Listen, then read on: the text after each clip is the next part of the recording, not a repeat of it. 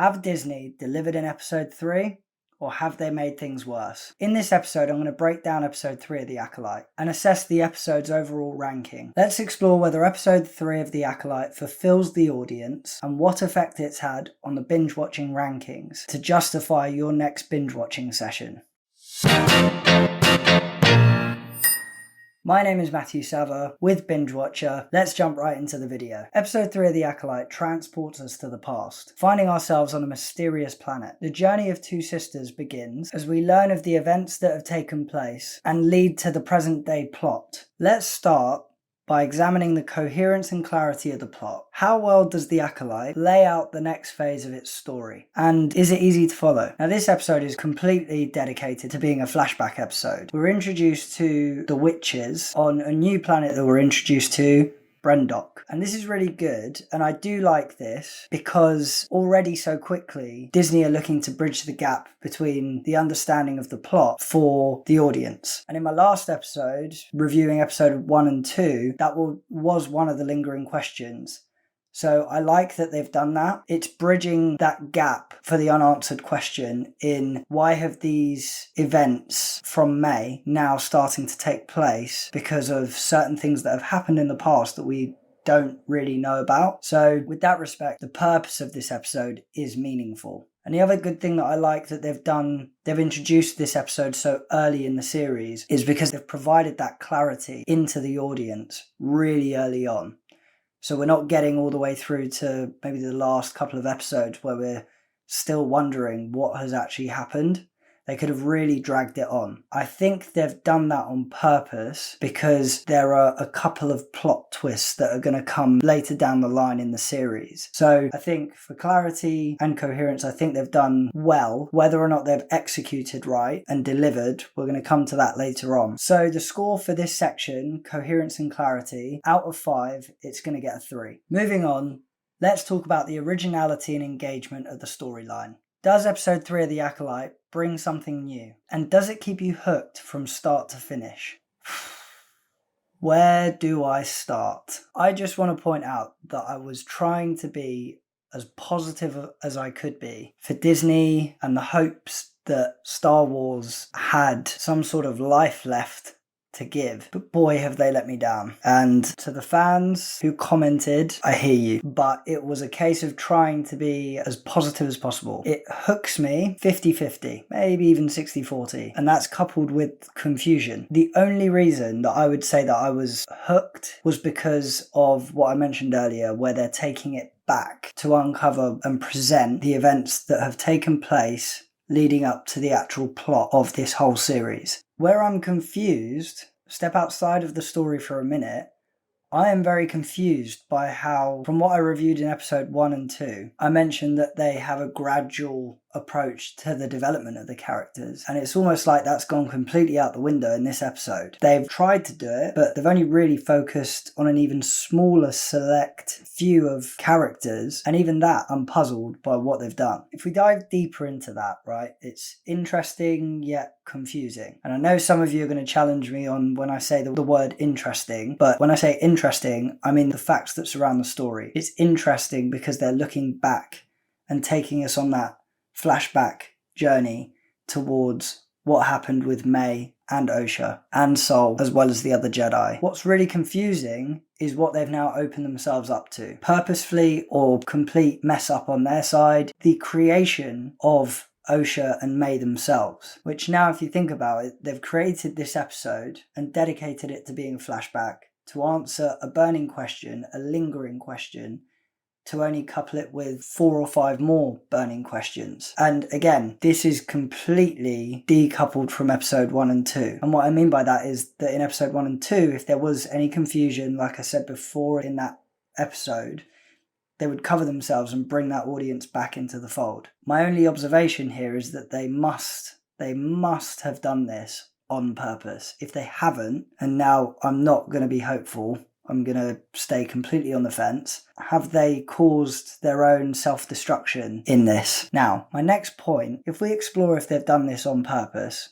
for argument's sake, then that kind of follows my last review in terms of that symmetry of having threads into the past, our past, Star Wars future, and what we've seen before. Because Osha and May's birth, or how they came to be, is somewhat identical to that of Anakin, the midichlorians, creating a being that is familiarity and something that we have seen before. And if they had made that clear, it would have provided a sense of clarity for the audience that's left, the dedicated Star Wars fans still watching, that is. But like I said, now it's a case of trying to understand how were May and Osho actually created, because now there's another secret that needs to come out, which should have really been put to bed in this episode. Now, parking that negative thread aside, what I do think that was quite interesting to see was the extended portrayal of the overconfidence, arrogance and laziness in this era for the Jedi, because the Jedi will always go to look for Force-sensitive children. And in my last episode, what I was talking about was that this era is the Jedi in their prime. With that being said, in this episode 3, is how they're really portraying the overconfidence, laziness, arrogance of the Jedi, coming across really sort of high and mighty, that they have the right to go and test Force-sensitive children and sway them into coming back to Coruscant with them to join them and grow that Jedi base that is already huge. So for this section, Originality and Engagement, out of 10, we're giving this a score of 6. Now let's address any potential plot holes, inconsistencies and lingering questions. Are there any moments that don't quite add up or leave you scratching your head? Where to begin? Honestly, episode 3, as a sidebar to this, huge letdown. Like, massively huge letdown. I was really, really disappointed. Out of all that disappointment, I've tried to narrow it down to 4 key sections within this piece to share with you. Now, the first one, and I've already sort of alluded to it, is the moment of confusion of May and Osha with their birth. The big question that has now come into the fold.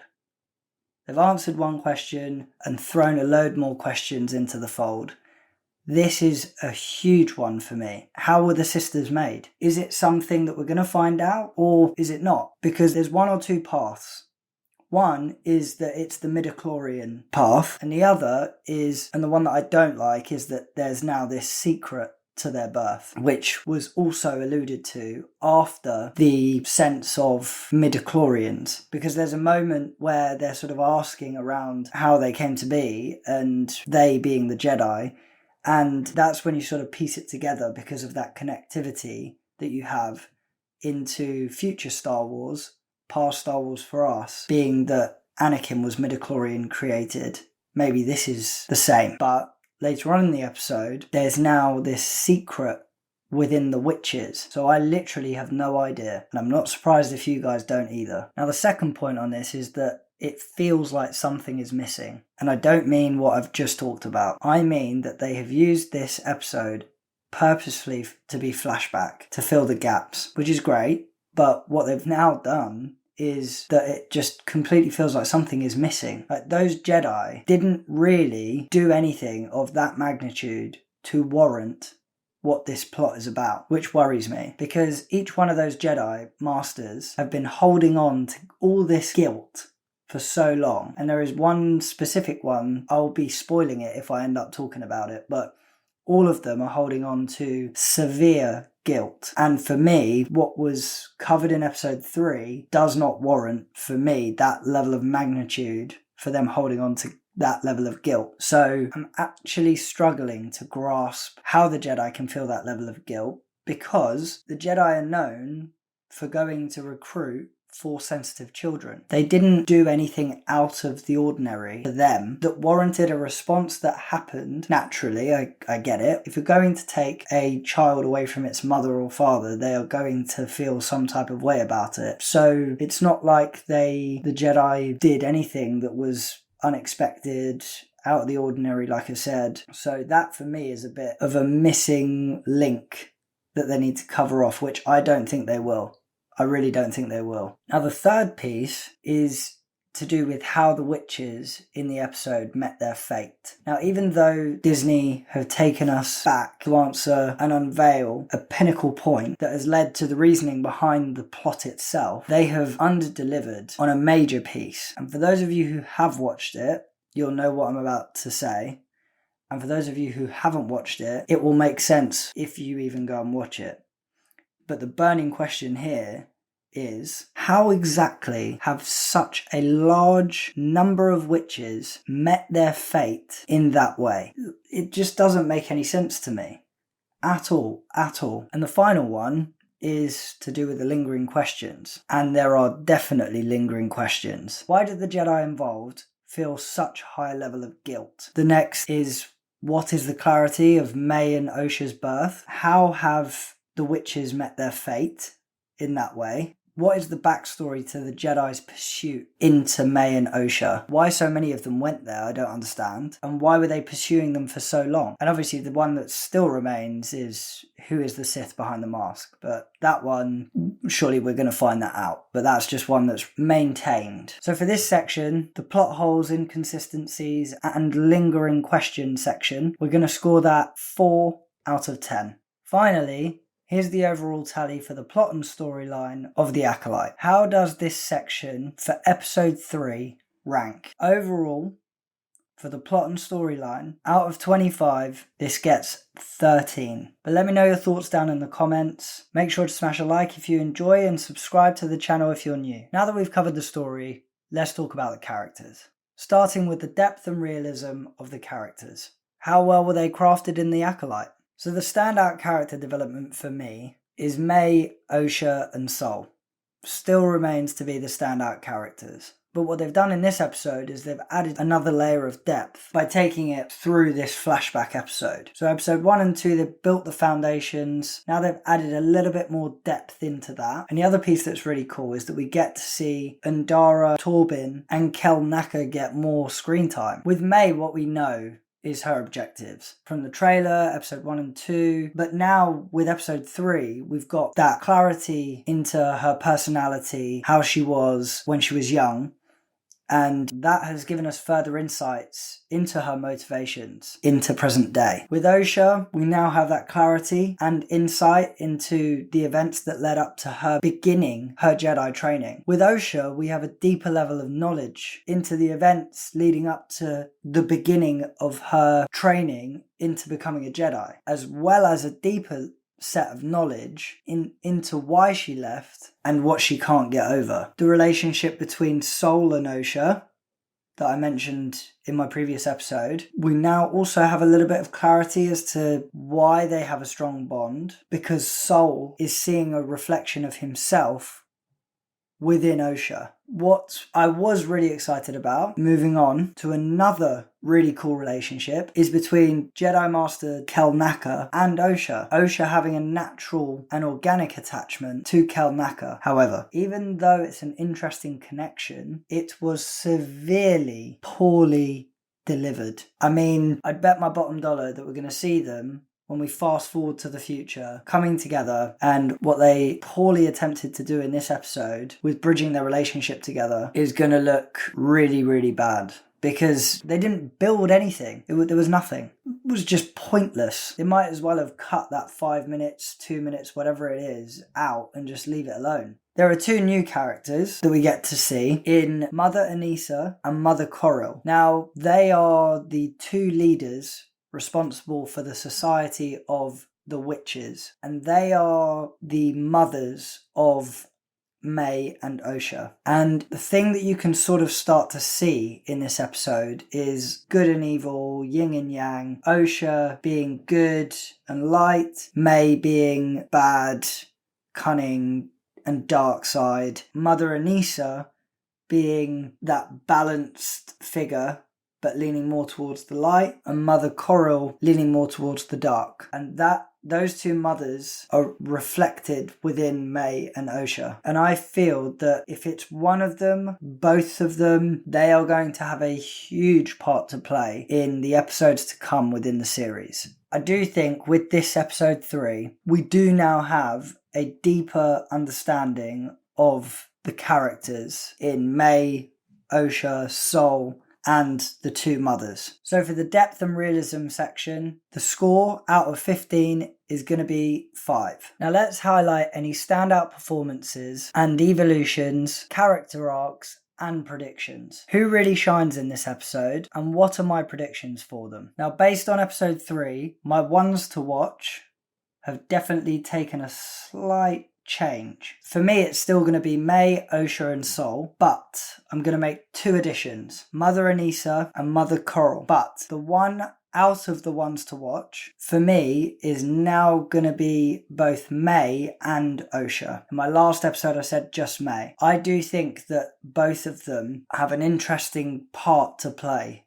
in the destiny towards the outcome of this series. I think they're both on equal par with stealing the show, albeit the show has taken a slight or a very big deep dive for me in terms of the quality, because with episode 3, however negative it is, we do see similarities and differences in both of those sisters. They're both, for me, the ones that I want to watch and stick very close to in terms of seeing how their story unfolds and how their characters develop all the way through until the end of the series. Now, my predictions, I'm going to focus on 2. Osha's prediction from me is that when we're brought back to present day in episode 4, there'll be a reflection on her side into her past based on the outcome from episode 2, based on what we as the audience have witnessed in episode 3. And that will be the beginning of her healing, along with self-reflection towards how she feels for May. And that, I think, will kickstart her onto getting back on the path of training to be a Jedi and fully reconnecting him with Jedi Master Sol. The second one is going to be to do with this Sith Lord. In my last episode, I said that there are a couple of different theories flying around. I thought that it would be a Jedi turned evil that we know about from maybe the comics or something, potentially Keanu Reeves making his debut onto the series. But now I'm going to throw all of that out the window and take a bold statement and guess as to who I think it's going to be. And my prediction is one of 2 people. I'm going to hold firm on one of the predictions that I made, that I think it is someone directly involved in the events that took place in the past that we saw in episode 3, and it will be interesting to see who it is, but I think it's going to be either Mother Anissa or Mother Coral. And hear me out on this. May has a relationship with that Sith Lord. That Sith Lord knows how to overthrow a Jedi. May's fight style is very specific in her actions. So the sequence of combat moves that May uses are very, very specific to how you would overthrow a Jedi that we haven't really seen before. So for the standout performances, character evaluation, character arcs, and prediction section, the score is going to be 5 out of 15. Finally, here's the overall tally for the character development in the Acolyte. How does this section for episode 3 rank? 10 out of 25. Let me know your thoughts down in the comments. Make sure to smash a like if you enjoy and subscribe to the channel if you're new. With our main players introduced, let's shift our focus to the visual and cinematography. Starting with the visual appeal, how does the Acolyte stack up in terms of production quality in episode 3? So we have the introduction of the Witches of Brendok, so a new society has been introduced, and we also get a new planet. There are 2 elements to this that I want to hone in on. The visuals associated with the new planet and the overarching society that the witches reside in is pretty good. It's a forest that has mountain ranges, and within the mountain range is where the witches live. And it's almost like a city within the mountain. So I thought that was a nice touch, but they didn't really go far enough with that society. So they could have gone a lot further with it. We only got a scratch on the surface of what we were allowed to see. I thought the costume designs of the witches were pretty good as well. It's a fresh new outlook with a fresh new race introduced into the episode. But those points aside, it's not enough for me. The events in this episode and the emphasis on how important that this episode needed to be, on reflection, Disney have not gone far enough. They seriously haven't gone far enough. I mentioned in my previous episode the lack of lightsabers. And there were none. And not only were there no lightsabers, there weren't even any fight scenes in this. There was nothing. So for the visual appeal section, the scoring for this will be 5 out of 15. Now let's talk about the cinematography and special effects. How does the camera work and CGI enhance the viewing experience in episode 3? Now, as I mentioned, Disney are staying consistent with the introduction of new locations. They have introduced Bandok, and they're not forcing the introduction of these new planets, which is good. That's bringing us to a total of 7 new worlds introduced across 3 episodes. I think they got the location setting right. Bandok is a mountain range planet covered with forest. The other thing that they have got right, Disney, is the scene changes depending on the mood. I think they did well with the mood changes, going from light to dark depending on the mood and atmosphere of the scene and sequence, and that interchange to emphasize the mood was clearly displayed. However, from fight scenes without lightsabers to nothing. I would say that I'm severely disappointed. The lack of fight scenes in episode 3 was just ridiculous. Not only that, we're now into episode 3 and we've seen hardly any lightsabers. We haven't seen a single lightsaber battle. And episode 3 was meant to be a pinnacle moment, as they've gone back to share the series of events that have taken place and led up to the reasoning of the plot. And they have severely underdelivered. From fight scenes without lightsabers to now having virtually nothing within an episode itself. And a civilization that has met a certain fate needs more packed into it. It's as simple as that.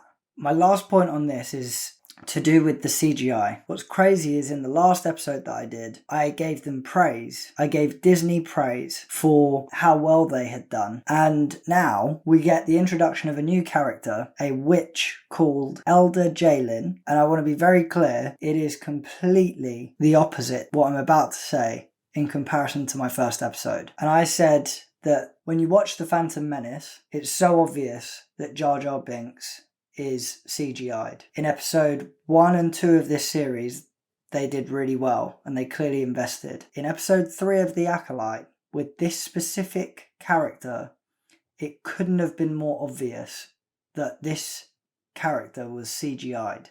There was no realness and feel to the character, and it was so obvious in such a negative way. So for the cinematography and special effects section, the scoring is 4 out of 15. Finally, here's the overall tally for the visual and cinematography in The Acolyte. How does this section rank for episode 3? 9 out of 25. Let me know your thoughts down in the comments section. Make sure to smash a like if you enjoy and subscribe to the channel if you're new. While the impressive visuals set a stage, it's the excitement and intrigue that keep you hooked. Let's delve into the captivating entertainment value of The Acolyte and see how enjoyable the episode is overall. Does it keep you engaged from start to finish? Honestly, it didn't keep me engaged from start to finish, and that is because a serious event had taken place in this flashback episode. It's a pinnacle moment, and they haven't emphasized enough in the actions that were taking place in the entire sequence. Honestly, the only positive that I can draw from this episode is the fact that Disney have shown intent in bringing us back early on in the entire series to bridge that gap from the beginning as to why the plot is the plot. And that is a positive one. And we've also taken a step forward towards understanding the standout characters in more detail. But unfortunately, we're now in a situation where we haven't got enough, and now it's a case of enough's enough from the audience and the Star Wars fans. They simply didn't go far enough in the delivery of this. Yes, they went back in time early on and they showed the right intent by wanting to bridge the gap between what had happened in the past to why the plot was the plot and make that connection with the audience, but the delivery was just not enough. And it isn't enough just to have a flashback. Disney needed to do more, and it simply just came across as if they just couldn't be bothered. They might have put the utmost effort into all of it, but the outcome is that it just looks like sheer laziness. Because the question we're now going to all keep asking ourselves is, how many times are you going to get it wrong before you get it right and start delivering? Now, the final point that I want to make here is I'm getting frustrated with not seeing any lightsabers. As a huge Star Wars fan, it is just a continued kick in the teeth for me. Not only did they fail to show any fight scenes, they have yet to show any lightsaber battle scenes. And the scary thing with this is that we only have 5 episodes left. So for the entertainment factor section score, that will be getting a 4 out of 10. Now let's compare The Acolyte to similar content within the Star Wars universe. How did it stack up against its peers? Honestly, I would be as bold to say that it's on par with the Force Awakens trilogy. I hate to say it, but right now, after that episode 3, 100%, not just one of the latest live action movies, all 3 of them. And my final point on this is hope with Star Wars is killing it. I've tried to stay positive because it's Star Wars, and I'll end up watching anything that Star Wars releases because it's Star Wars. But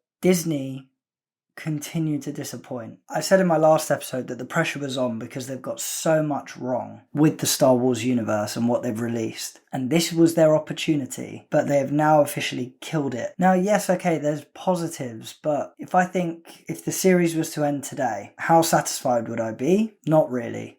I wouldn't. I think what a waste of time and not worthy of a binge watching session, that's for sure. So for the comparison to similar content section, this is going to get a score of 2 out of 5. Now let's consider the rewatchability and recommendation factor. Would I revisit episode 3 of The Acolyte and would I recommend it to others? Well, the short answer to this is no. I wouldn't recommend it. Certainly wouldn't rewatch it. It's lacking.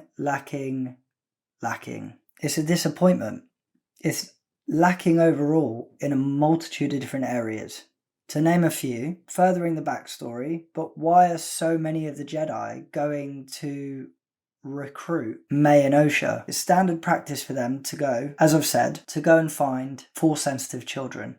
But why have 4 of them gone to recruit 2 children? Why aren't there lightsaber battles? And we're already in episode 3. There is clear underinvestment into this episode with the likes of the introduction of Elder Jalen, who's meant to be one of the new characters in the Witch Society. And the really annoying one, they haven't shown specific reasons as to why the witches were led to a certain fate. And if you watch it, it's insane. Not just 1, 2, 3, there are hundreds of these witches that have met a fate that just doesn't piece together. And the last one that also annoys me is the fact that Kalnaka and Osha's relationship that was tried to be portrayed in this episode was just completely poorly done. So for the rewatchability and recommendation section, the score is 3 out of 10. Finally, here's the overall entertainment value of The Acolyte episode 3. How does this section rank? 9 out of 25. Let me know your thoughts down in the comment section. Make sure to smash a like if you enjoy and subscribe to the channel if you're new. Next up, we have the tally section. Let's start with looking at the overall Binge Watcher ranking. Is The Acolyte episode 3 worth your time and should it be on your Binge Watcher list? And the total ranking from Flopbusters, 50/50s and Blockbusters, the overarching scoring is 41. So from that ranking, it should not be on your list. It is heavily weighted towards the Flopbuster side of things, being a very big disappointment. But let me know your thoughts down in the comment section. Next, let's look at what the review sites are saying. How do their rankings and reviews contribute to the overall perception of episode 3 of The Acolyte? So starting off with IMDb, we can see here the IMDb overall ranking is 3.8 out of 10, so that's definitely gone down. If we go down to the episodes, episode 3 got 3.6 out of 10. Now let's just have a look at the episodes. Episode 1 coming out with 5.7 out of 10. Episode 2, gradual decline, 5.5 out of 10. And then episode 3 is the nail in the coffin. 3.6 out of 10. That is dreadful. Now on to Empire. Empire is holding at 3 out of 5. And this is where it gets really interesting. Rotten Tomatoes, look how that decline has happened. 86% for the critics, 17% for the audience. I looked at this on Thursday and it is gradually just declined from yesterday to today, and I think it's going to continue to go down. And if we look at Metacritic, 67% versus the user score of 4.3 out of 10. That is really, really bad. But let's go one step further. Let's look at what YouTube is saying with people that are reviewing them. First one here, I'm done, and so is Star Wars. Absolute garbage. Is an abomination. There's backlash. Everyone hates The Acolyte Episode 3. Does it break Star Wars? I really, really disliked The Acolyte Episode 3. Now that is really showing the impact of how bad Episode 3 was. I mean, not the critics, certainly not the audience, and the reaction from YouTube. I mean, I was looking on Thursday night to see if there were any positive things said, and there just wasn't anything.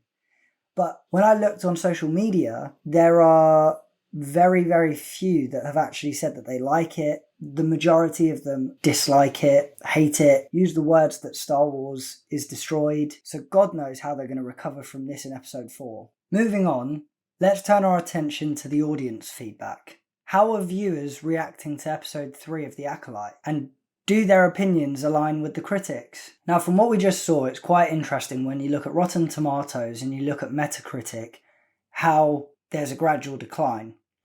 And in the beginning, the critics and the fans were completely on opposite ends of the spectrum, whereas now they're slowly starting to show gradual decline from where they were. What's interesting is if we look at the reviews online of the audience, specifically, this has gone right down to 1.6. From what we saw in the last episode, this has gone right down. If we look here, Klingon Force, 1 out of 5. Brandon Smith, 2 out of 5. Luke Ferrugia, 1 out of 5. I mean, Christine, 5 out of 5? Really? Renee, 1 out of 5. Greg, 1 out of 5. Sean, 2 out of 5. Philip, 1 out of 5. And what's interesting here is that Philip has actually listed the pros and cons. Breathtaking scenery, that sort of aligns to Binge Watcher. Cons, I mean, he goes on for a while about the cons. So I think it's safe to say that we know where he stands. As we wrap up the tally, it's time to look ahead. Make sure to tune in next week as we set our sights on episode 4 of The Acolyte. Don't forget to smash a like if you enjoyed and subscribe to the channel if you're new. And follow us on social media channels to stay up to date with the latest content, with the link in my bio. See you next time.